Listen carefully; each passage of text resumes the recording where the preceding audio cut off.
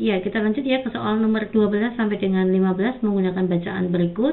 Kelarutan vitamin. Vitamin dapat dikelompokkan menjadi dua, vitamin yang larut dalam air dan vitamin yang larut dalam lemak. Sebagai contoh, vitamin C ini adalah vitamin yang mudah larut dalam air. Contohnya vitamin C ya.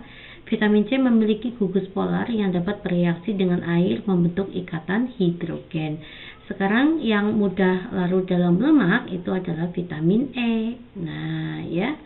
Contohnya vitamin E memiliki gugus nonpolar. Hal ini terjadi karena lemak merupakan rantai hidrokarbon nonpolar sehingga mudah menarik gugus nonpolar dari vitamin E. Nomor 12 langsung aja ya. Berdasarkan informasi pada bacaan, rumus molekul vitamin C itu adalah, nah, vitamin C ini memiliki jumlah rantai karbon sebanyak 6 ya, Dik ya.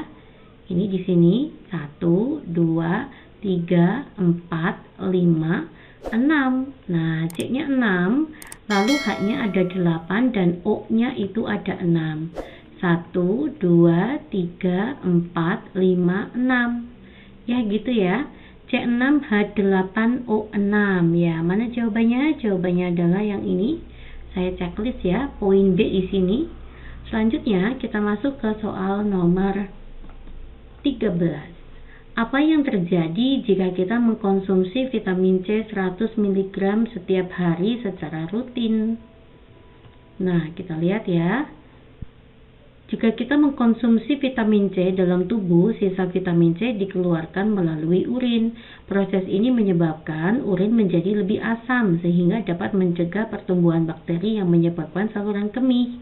Beberapa dokter menyarankan konsumsi vitamin C melebihi dosis harian untuk mencegah infeksi saluran kemih. Dosis harian vitamin C yang dianjurkan adalah 60 mg per hari. Sedangkan ini jika setiap hari minum 100 mg per hari secara rutin. Nah, untuk dosis setiap hari vitamin C sendiri kan tadi disebutkan itu 60 mg per liter ya. Nah, ini kok setiap hari itu melebihi ya, Dek.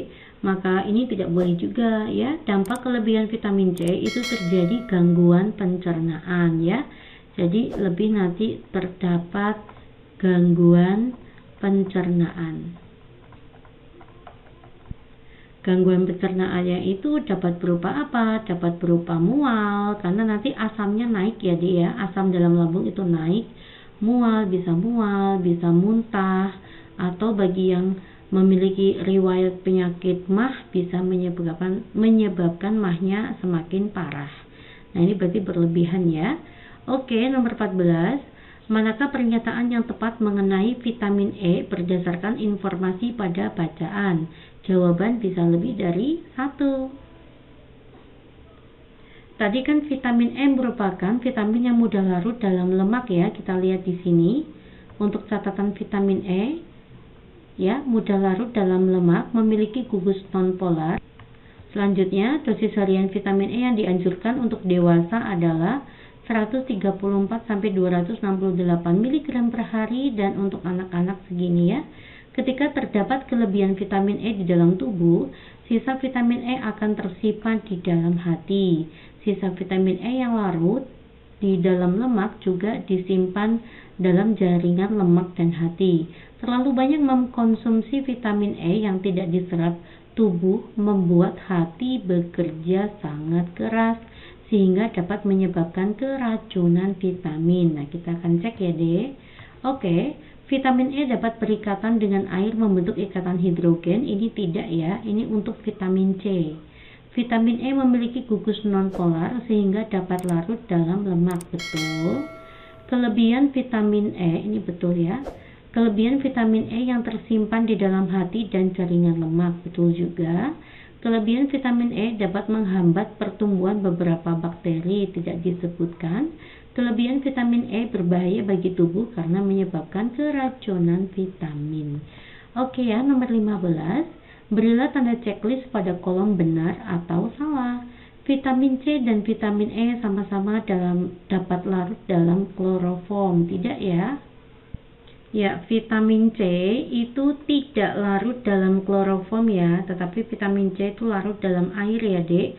Maka adalah pernyataan yang salah. Vitamin C merupakan turunan asam karboksilat. Ya, ini benar ya, Dek ya. Karena vitamin C itu merupakan asam askorbat ya, itu adalah turunan dari asam karboksilat. Satu molekul vitamin E memiliki 2 cincin karbon. Kita lihat kembali ya untuk bacaannya. Nah, ini ada 2 cincin nih, satu cincin ke satu, ini adalah cincin kedua. Ya, jadi pernyataan yang benar ya, Dek ya. Setiap orang sebaiknya mengkonsumsi 60 mg vitamin C per hari. Nah, ini betul ya. Karena ini kita lihat dosis harian vitamin C yang dianjurkan adalah 60 mg per hari. Oke, berarti betul pernyataannya. Anak-anak dapat mengkonsumsi 200 mg vitamin E setiap hari. Kita lihat ya. Untuk anak-anak itu perharinya adalah 50-100, maka pernyataan yang salah. Selanjutnya kita masuk ke soal nomor 16 sampai dengan 18. Berdasarkan informasi pada bacaan, reagen Lucas terbuat dari, nah ini uji Lucas untuk alkohol ya, melakukan percobaan mengidentifikasi jenis alkohol, percobaannya disebut uji Lucas, dan larutan seng klorida dalam asam klorida pekat yang digunakan sebagai reagen Lucas. Nah, berarti ini ya jawabannya ya. Reagen Lucas itu di dalamnya adalah larutan seng klorida dalam asam klorida pekat ya. Seng klorida dalam asam klorida pekat yang digunakan disebut reagen Lucas. Oke ya, yang seng klorida ya, ini larutan seng klorida dan asam klorida pekat, HCl pekat ya. Ini bukan asam nitrat tetapi HCl pekat. Oke, next kita masuk ke soal nomor 17. Ya, nomor 17 terlebih dahulu ya. Reaksi yang terjadi pada uji Lucas disebut reaksi apa? Kita lihat di sini ya.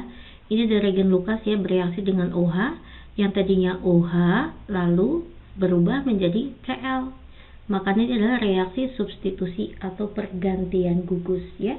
Oke, jawabannya adalah ini, reaksi substitusi. Next ya, nomor 18.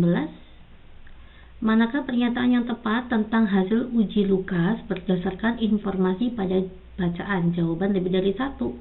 Satu pentanol tidak menghasilkan endapan ya. Apakah satu pentanol jika direaksikan dengan uji Lucas tidak menghasilkan endapan putih?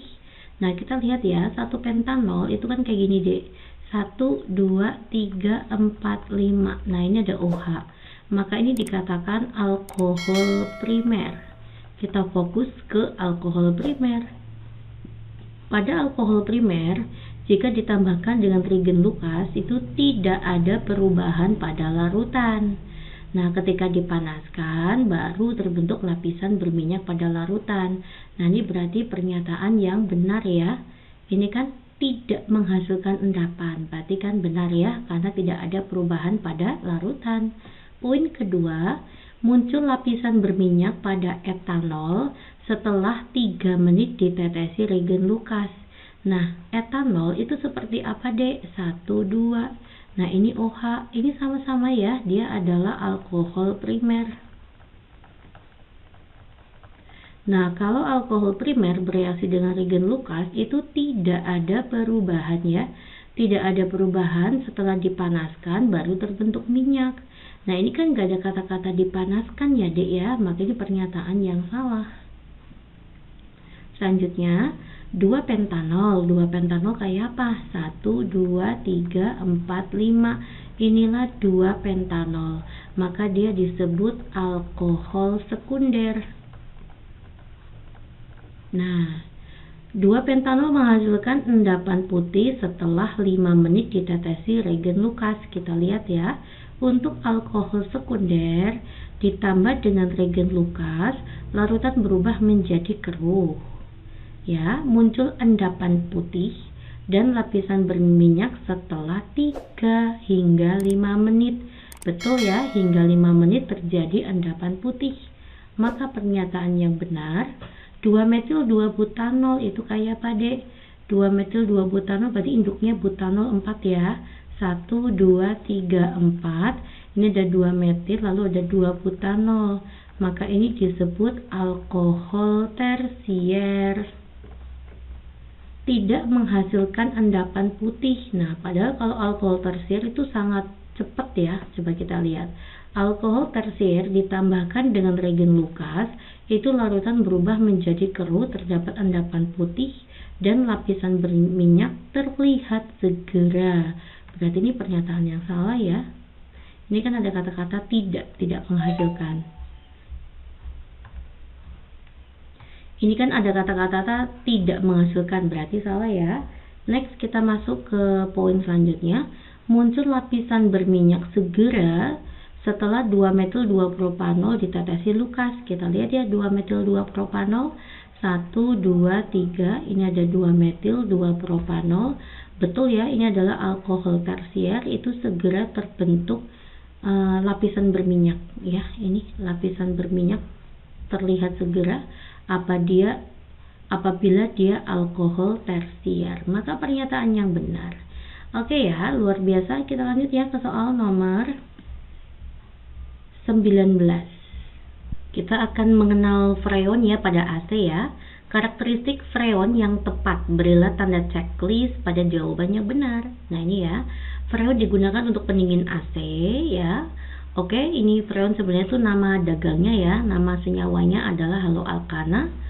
Senyawa ini merupakan senyawa haloalkana yang sangat stabil, tidak berbau, mudah menguap, dan tidak mudah terbakar, serta mempunyai toksisitas rendah ya, jadi tidak beracun. Oke, kita akan cek langsung aja. Berbentuk cair pada suhu ruang, tidak disebutkan di bacaan. Berbau menyengat, nah ini kan tidak berbau ya, maka ini salah. Mudah menguap, kita lihat mudah menguap. Jadi yang paling tepat itu adalah jawaban poin C. Oke ya. Mudah terbakar tidak ya, harusnya tidak mudah terbakar. Ini juga tidak beracun harusnya. Next ya. Kita masuk ke soal nomor 20, masih seputar freon ya. Pernyataan yang benar sesuai dengan informasi di atas. Oke, kita lihat ya. Freon termasuk senyawa haloalkana, betul ya tadi ya. Senyawanya adalah CHClF2, ini senyawa haloalkana. Wujud awal freon dalam kompresor AC itu adalah cair. Kita bisa lihat di sini ya, pada awalnya freon dalam kompresor itu berwujud gas. Berarti tadi pernyataan 19A juga salah ya, harusnya pada suhu ruang itu gas bukan cair. Nah, ini berarti sorry ketutupannya, Dek. Nah, ini berarti pernyataan yang salah ya, harusnya gas. Freon R134A hanya dapat digunakan pada AC mobil. Mana ini? R134A jenis freon yang umumnya digunakan dalam AC mobil, serta beberapa jenis peralatan pendingin lainnya. Kegunaan freon ini tidak mengandung klor atau brom, yaitu zat yang dapat merusak lapisan ozon. Penggunaan R134A tidak terbatas pada AC mobil saja. Nah, ini berarti kan ada kata-kata hanya dapat digunakan untuk mobil, berarti salah ya. Nah, ternyata bisa untuk kulkas, freezer, atau AC portable. Maka pernyataan yang salah juga. Freon R410, ini R410A, tidak mengandung klor sehingga ramah lingkungan. Freon jenis ini lebih ramah lingkungan, telah menjadi standar penggunaan R22 dalam AC modern. Salah satu keunggulannya tidak mengandung klor, ya berarti pernyataan yang benar. Freon terdiri atas atom karbon yang mengikat atom klor dan atom fluor. Ini ya untuk freon ya. Ya betul ya, dia adalah senyawa karbon yang mengikat Cl dan F. Oke. Next ya, kita masuk ke soal nomor 21. Pasangkan pernyataan kolom sebelah kiri dengan jawaban kolom sebelah kanan. Jenis freon yang dapat merusak lapisan ozon adalah, kita lihat ya di sini. Yang belum saya lihat adalah yang bagian atas, R22. Ini adalah freon AC yang umum digunakan dalam sistem pendingin ruang rumah tangga ya. Freon ini telah lama menjadi pilihan utama karena kemampuan dalam pendinginan udara dengan efektif. Namun R22 dapat merusak lapisan ozon. Jadi yang bisa merusak lapisan ozon itu adalah R22. Jawabannya adalah ini. Kegunaan freon R134A tadi salah satunya untuk mobil ya, D. Ini ya. Ini untuk mobil, untuk kulkas, freezer ataupun AC portable. Oke, mana ya? Ya, pendingin AC mobil. Jawabannya ini. Next ya, rumus kimia diklorodifluormetana. Diklorodifluormetana itu kayak gini ya. Ini Cl, ini ada Cl, dikloro sama difluor, F-nya juga ada 2. Nah, atau Cl2 atau F2. Nah, di sini ya, Cl2F2. Maka ini adalah freon. Oke, rumus kimia 1,1,1 tetrafluoretena. Artinya kayak gini ya. Jadi C-nya etena tuh C-nya 2 ya, 1 2. 1,1,1 ya udah, ini berarti 1. Fluor, tetrafluor ya, berarti ada F, di sini ada F, di sini ada F, 2, ini ada F. Nah, ini kita isi dengan H-nya 2. Nah, ini 1,1,1,2 tetrafluoretana ya. Oke. Maka nanti C2H2F4. Ada nggak? Ada ya, ini ya. Jawabannya adalah ini. Nama lain dari R410A. Kita akan coba lihat di sini ya. R410A itu nama lainnya adalah freon puron. Ada nggak freon puron? Ini freon puron ya. Jawabannya adalah ini. Oke ya, kita bahas sampai nomor 21 terlebih dahulu. Untuk soal selanjutnya kita akan cek di pembahasan video selanjutnya. Assalamualaikum.